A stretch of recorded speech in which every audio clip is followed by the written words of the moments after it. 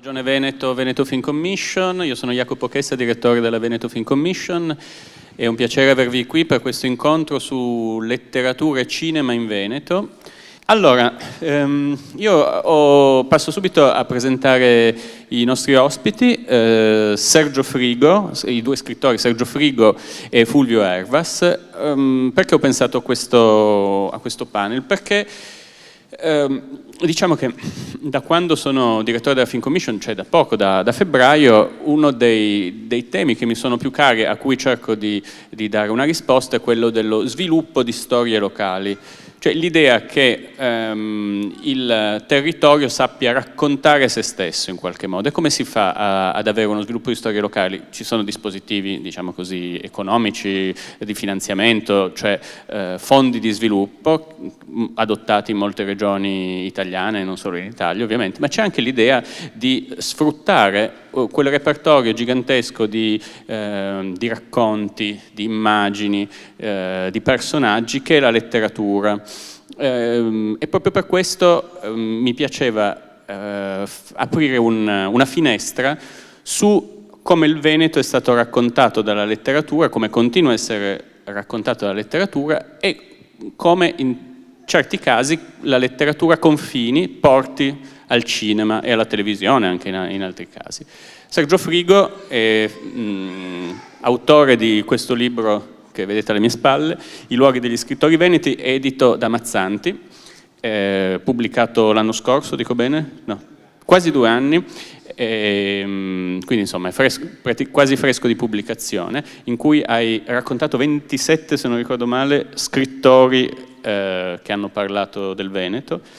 E con Sergio ho iniziato un dialogo quest'estate quando ci siamo sentiti, che ha portato anche all'invito di Fulvio, che mi fa molto piacere avere qui, che ha pubblicato insomma un libro da cui è stato tratto anche un film di successo, Finché c'è Prosecco c'è speranza, e si parlerà anche di questo.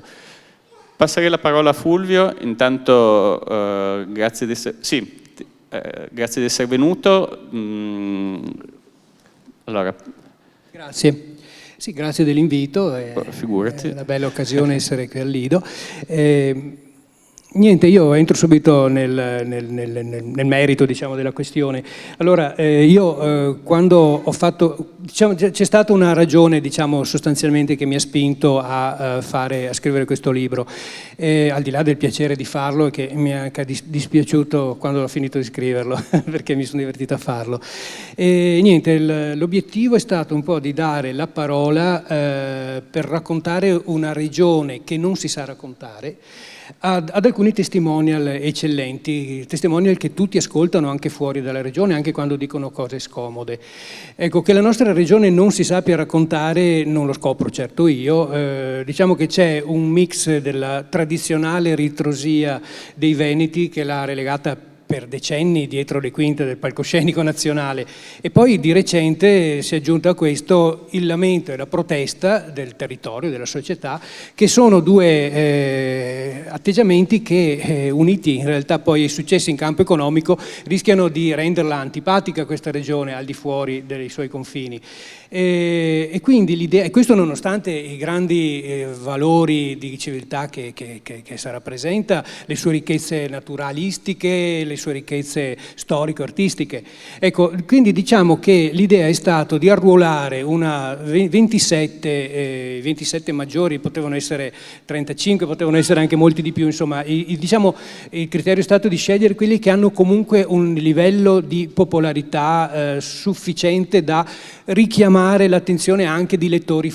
di fuori regione. Ecco, una trentina, 27 di questi testimonial, affidando loro il compito di raccontare con le loro parole quello che è il Veneto e in particolare i loro luoghi del cuore, cioè dove sono nati, dove hanno ambientato i loro romanzi, eccetera. Quindi ne è nata questa guida letteraria che, ecco, vi faccio vedere un po' quelli che sono i magnifici 27, da Antonio Arslan ad Andrea Zanzotto in ordine alfabetico, li vedete qui. Poi naturalmente nel libro ne sono citati centinaia di altri in realtà. Ecco, diciamo che il loro compito è un po' di raccontare raccontare, ha affidato loro idealmente poi il compito di raccontare questa regione attraverso i loro luoghi del cuore, privilegiando in particolare i luoghi meno conosciuti del Veneto. Ecco, essendo una guida, anche una guida turistico-letteraria, si poneva anche l'obiettivo di richiamare gente nel Veneto senza farsi soverchie illusioni, insomma. Però diciamo che l'idea di una guida è anche quella di guidare, appunto, portare le persone nel territorio e a visitarlo, ad approfondire un po'. E questo è uno dei compiti che in qualche modo ci avvicina anche in qualche modo a quello che è il compito di una film commission, no? Che vuole richiamare turisti attraverso le location dei film. Ma un secondo compito che secondo me è anche più importante, che mi sono proposto, è quello di contribuire a restituire una identità a una comunità, un territorio che questa identità l'ha un po' persa, se ne è anche un po' dimenticata, senza naturalmente nessun intento trionfalistico o nostalgico, anche perché in realtà con questa compagine l'esito del lavoro è stata una polifonia di voci, molto spesso anche critiche sulle modalità con cui la civiltà veneta si è incarnata nel momento in cui si manifestava. Ecco, per cui diciamo che questo è un po' un quadro variegato che ne è uscito, non necessariamente appunto né trionfalistico né autoreferenziale. Ecco, io cercherò quindi adesso, prima di tutto, cercherò di raccontare a grandissime linee quello che raccontato che hanno raccontato della nostra regione i nostri scrittori e poi che cosa hanno rappresentato i cineasti. Ecco, mi farò aiutare dalle valutazioni di studiosi ben più, come dire, autorevoli di me. Per dire, Mario Isnenghi dice, che è storico ma anche letterato, dice che a caratterizzare la cosiddetta linea veneta nella letteratura è stato il protagonismo delle piccole capitali dopo l'eclissi del centro irradiante veneziano. Guido Piovene definisce i colleghi veneti esploratori di grotte di un terreno su cui si alzava una cattedrale svanita, appunto Venezia. Alberto Frasson sottolinea il cauto realismo e l'assenza del tragico, Antonio Arslan la peculiare pulsione morale, l'oscillazione fra tradizione e rinnovamento, la dicotomia fra radicamento e viaggio, e l'attenzione al paesaggio e alle sue trasformazioni, mentre invece Emanuele Zinato precisa di vedere la letteratura contemporanea come un attraversamento di spazi violentati, che si metabolizza in un trauma irreversibile. Particolarmente doloroso è stato per i nostri scrittori, in particolare quelli del secolo scorso, assistere al tramonto della civiltà contadina e poi anche all'erosione del paesaggio veneto, che è dipinto dai grandi maestri del Rinascimento, che però è stato un po' spazzato via o comunque gravemente danneggiato dallo sviluppo caotico che abbiamo conosciuto negli ultimi decenni, che ha portato benessere dove prima c'era povertà, ma ha anche avuto queste conseguenze molto pesanti appunto sulla qualità del territorio. E quindi vabbè, qui citiamo le prese di distanza di Meneghello, Rigoni Stern, Camon, Comisso, Buzzati, ma soprattutto qui il vate di questo ragionamento sul paesaggio è naturalmente Andrea Zanzotto, che in questo Creccio Scorsoio,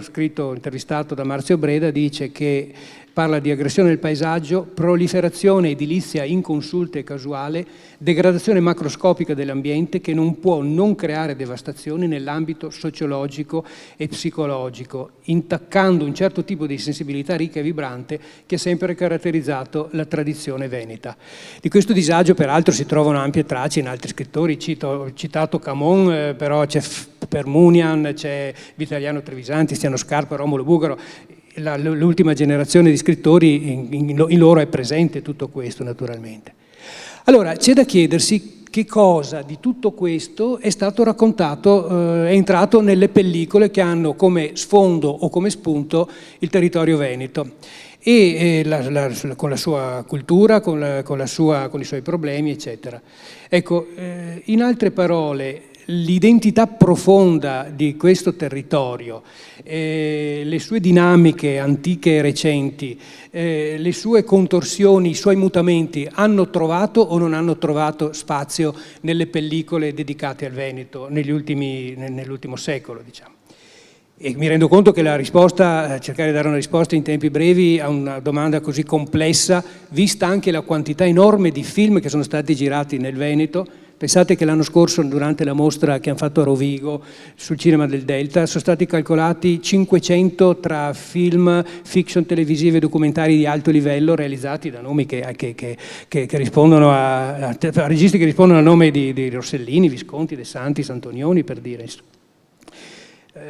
Piero Zanotto, un ventennio fa, che ha fatto proprio per conto della regione un grande censimento dei film nel Veneto, ne calcolava svariate migliaia, adesso non ricordo esattamente, ma comunque svariate migliaia di opere cinematografiche dedicate al Veneto. Quindi dare una risposta alla domanda che mi sono posto è piuttosto appunto velleitario, forse anche, però ci provo.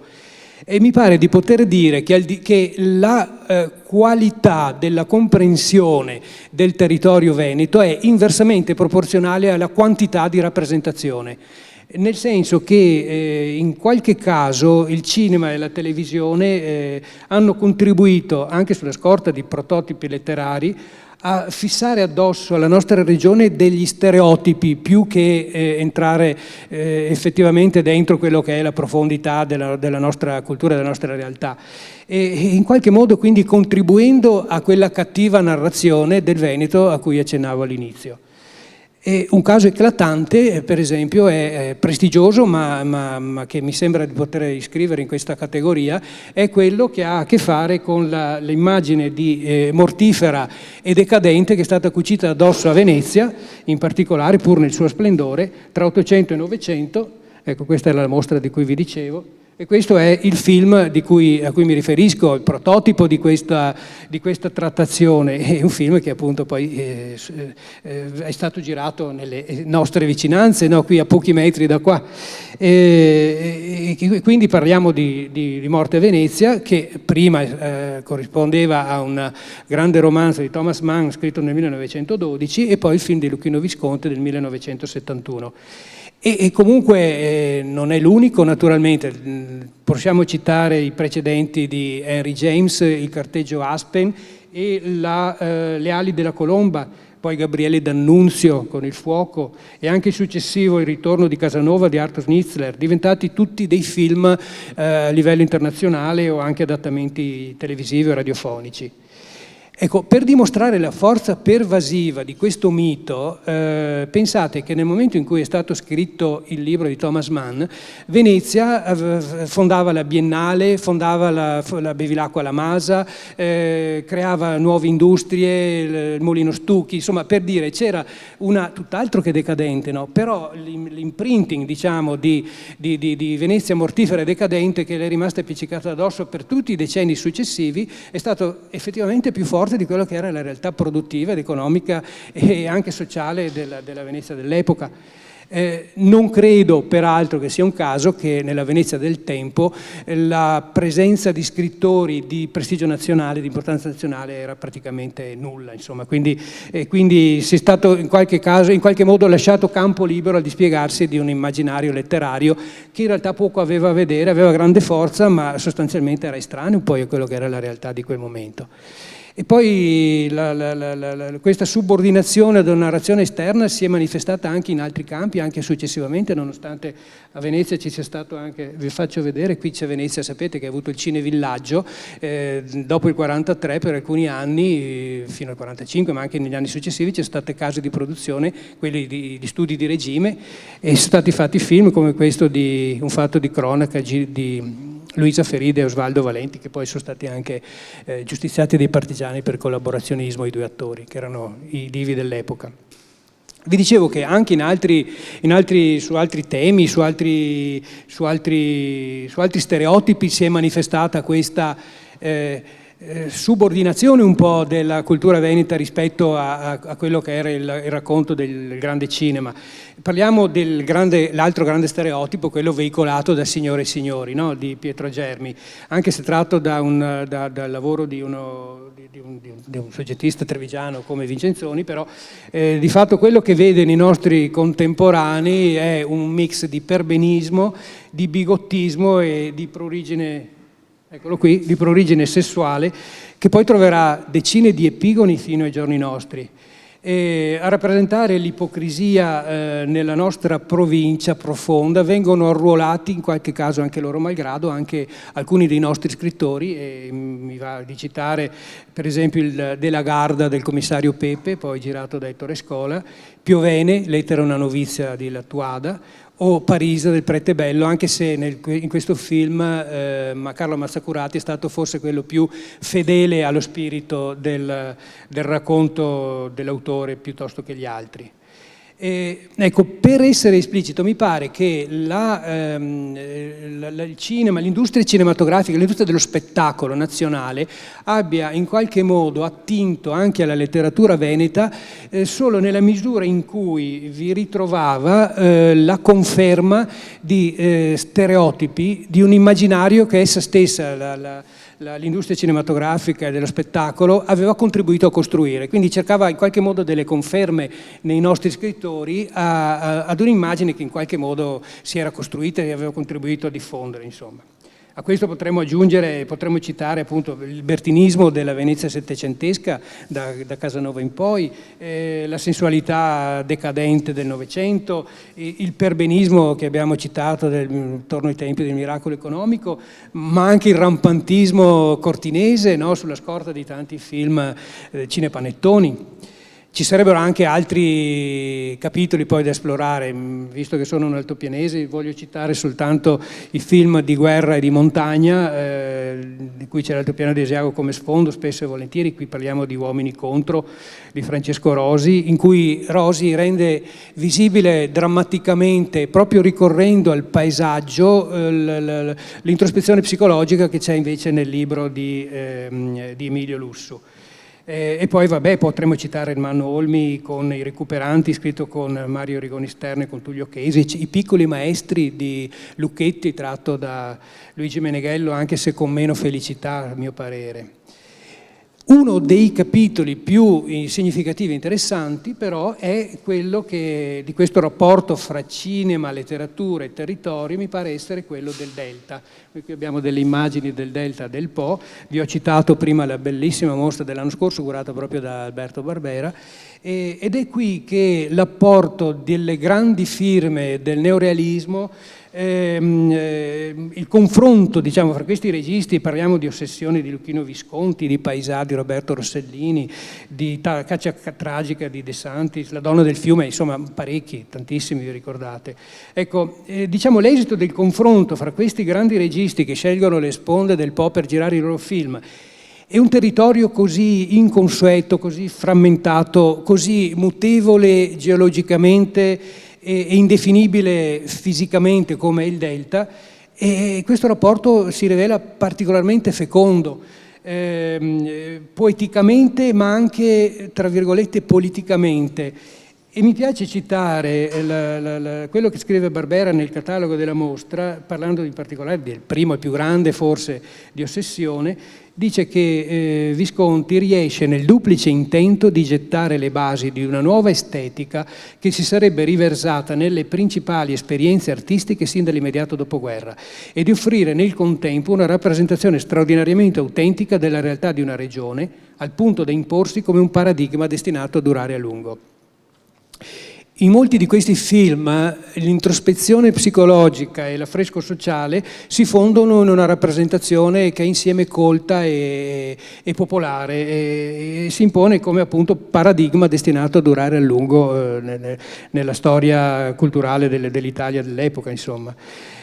Tutto questo lavorando su quella che possiamo definire metaforicamente, mi pare che sia Mazzacurati che l'ha definito il Delta, una pagina bianca, no? Nella sua lontananza da tutto, su cui apparentemente puoi scrivere qualsiasi cosa, ma che poi in realtà si rivela capace di essere di per sé un autonomo motore narrativo. E c'è Gian Antonio Cibotto, che del Delta è stato il cantore, e dice: il cinema cerca di trasformarlo in un racconto. No, il Delta inventa lui, tu sei là e lo guardi incantato. Ecco, proprio Cibotto, eccolo, questo è il Delta e questo è Ossessione, E questo è Gian Antonio Cibotto, con cui ho avuto anche il piacere di lavorare, perché collaborava con il Gazzettino come critico teatrale. È l'autore di quelle che sono forse le pagine più intense e dolenti fra le tante dedicate a quell'intrigo inestricabile di mare e di terra, di natura e di umanità che è il Delta, e parlo di Scano Boa, che rilegge in chiave psicologica una vicenda di cronaca che aveva ispirato proprio nello stesso periodo, in due momenti diversi, perché c'era un corto e poi un lungometraggio, un compagno di scuola dello stesso Cibotto, che è Renato Dallara, che fa un film. Eccolo qua, vediamo un fotogramma proprio dedicato a Scano Boa, che è l'ultimo lembo di mare, tra mare e laguna, diciamo, perennemente in mutazione, e dove c'è, nel caso di Cibotto, la caccia allo storione, la pesca allo storione. Insomma, questi sono due episodi letterario-cinematografico che si fondono, anche se poi in realtà il soggetto è abbastanza diverso dal libro di Cibotto. Ma ecco, diciamo che questa contraddizione apparente fra essere una pagina bianca e in realtà essere densa di mito è stata trattata bene l'anno scorso da un libro di Diego Crivellari, che racconta proprio scrittori e mito nel delta del Po, mostrando come in verità questo luogo periferico e lontano in realtà sia stato frequentato e descritto e raccontato da grandi firme, da Dante a Torquato Tasso, per arrivare poi a Pico della Mirandola, George Byron, D'Annunzio, Bacchelli, Bassani, insomma attraverso le acque del Po, le acque del Delta sono state raccontate appunto dal fiorfiore della letteratura e del giornalismo italiano anche. E dal Delta, raccontato in maniera molto empatica, prende con Notte italiana nell'87 e poi con Il Toro, L'estate di Davide, La giusta distanza. Ecco, dal Delta ha preso le mosse l'attività registica di Carlo Mazzacurati, che è stato destinato a diventare poi amico e ispiratore di tutta una nuova generazione di registi, fra i quali cito Andrea Segre, Alessandro Rossetto, Marco Segato, Antonio Padovan, che utilizzando soggetti originali o richiamandosi, appoggiandosi ai lavori di autori veneti come Romolo Bugaro, Matteo Righetto, Caterina Serra, Fulvio Ervas, ecco, hanno saputo finalmente rapportarsi con la trasformazione economica, sociale, antropologica che ha investito il nostro territorio negli ultimi anni. A mio parere, e chiudo, però rimane nella rappresentazione cinematografica del Veneto un buco nero, che è proprio quello dei decenni, non degli ultimissimi decenni, ma dei decenni sul fine diciamo tra il 70, l'80, il 90, quegli anni lì, in cui appunto sono gli anni del tramonto del mondo contadino, del degrado del paesaggio umano e geografico, narrato da Zanzotto, da Dino Coltro, da Ferdinando Camon, ma anche manca il racconto di quello che è stato l'epopea del metalmezzadro, l'operaio di fabbrica, anche il versante affaristico e del malaffare raccontato da Massimo Carlotto, che peraltro adesso sta facendo uno sceneggiato del suo Alligatore, e poi quel famoso che citavamo prima, trauma dello spaesamento, che è stato interpretato poi da altri scrittori come Tiziano Scarpa, come Vittoriano Trevisan. Ecco, questi sono comunque aspetti costitutivi della nostra identità di Veneti, e anche se mi rendo conto che non sono esattamente gli aspetti che contribuirebbero a richiamare turisti. No, ma non è il fine della Film Commission, certo, è promuovere il territorio, quindi anche il turismo, ma non solo, è anche richiamare produzioni. Certo. No, una cosa su cui riflettevo è bizzarro, la tua come dire, analisi molto articolata e approfondita sul carattere veneto di un certo tipo di approccio, no, della letteratura, però pensavo i film più importanti che hai citato paradossalmente non sono di autori veneti, certo. tratti da autori, ma neanche italiani, perché sai, Ossessione, che è tratto da Un postino suona sempre due volte di McCain, La morte a Venezia ovviamente di Thomas Mann, e aggiungo Casanova, che certo veneziano, che scriveva in francese, quindi c'è questa commissione molto interessante, che il Veneto sia terreno come dire, di adattamenti. Quasi terreno di conquista, vorrei dire. Di conquista, sì, no, la pagina bianca in qualche modo di cui parlavi. Certo. Sì, è un po' quello che rilevavo all'inizio ragionando sul mio libro, ma poi lo riscontro adesso. Io poi non so se adesso toccherà a Fulvio Ervas, adesso non è che parlo sempre io, ho finito, mi rassicuro. No, voglio dire, non so se poi tu sei d'accordo su questo tipo di lettura. Mi è venuto in mente proprio ragionandoci sul mio libro per la letteratura, ma poi soprattutto forse di più, anzi sicuramente di più, ragionando sulla rappresentazione che ne viene fatta, ecco, dal cinema, dalla televisione, dalle fiction, dai talk show. Cioè, è un po' ricorrente questa cosa, insomma, il Veneto non si sa raccontare, secondo me.